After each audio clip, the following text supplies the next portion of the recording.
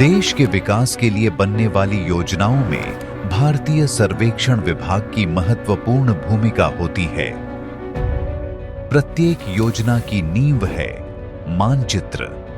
मानचित्र की एक पहचान होती है और यह पहचान जिन विशेष संख्याओं से होती है उन्हें कहा जाता है मैप शीट नंबर। जैसे मानचित्र पर लिखा G43S7 कोई रैंडम कोड नहीं है। इसके लिए संपूर्ण पृथ्वी को पहले 4 डिग्री बाय 6 डिग्री के बड़े ब्लॉक्स में बांटा जाता है।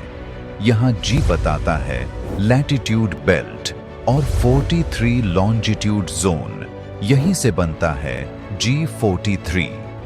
इसके बाद इस ब्लॉक को 1 डिग्री बाय 1 डिग्री के 24 भागों में विभाजित किया जाता है। प्रत्येक भाग 1:250,000 स्केल का मानचित्र प्रदर्शित करता है, जैसे G43S। इसके पश्चात एक 1:250,000 ब्लॉक को 15 मिनट बाय 15 मिनट के 16 भागों में विभाजित किया जाता है।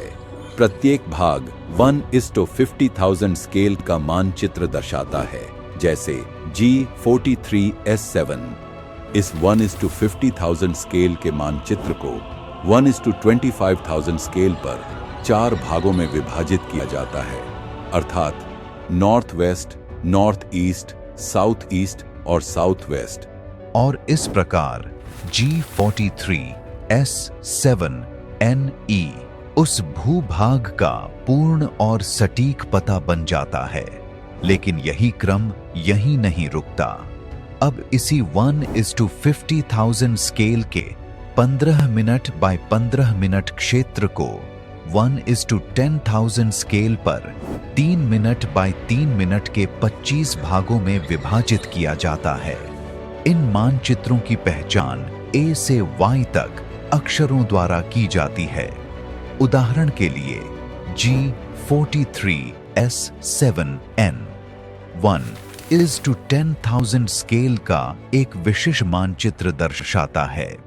इसके बाद हर 3 मिनट बाय 3 मिनट के इस क्षेत्र को और भी छोटे 36 सेकंड बाय 36 सेकंड के 25 भागों में बांटा जाता है और 1:2000 स्केल के मानचित्र तैयार किए जाते हैं। इनकी पहचान 1 से 25 तक संख्याओं से की जाती है, जैसे G43S7N18। अब यह केवल एक संख्या नहीं, बल्कि उस भूमि के अत्यंत सूक्ष्म और सटीक स्थान की पहचान है, जिसे मानचित्र उपयोगकर्ताओं द्वारा मानचित्र प्राप्त करने एवं उनके विभिन्न उपयोग के लिए काम में लाया जाता है। भारतीय सर्वेक्षण विभाग केवल मानचित्र ही नहीं बनाता, बल्कि रखता है देश के विकास की आधारशिला।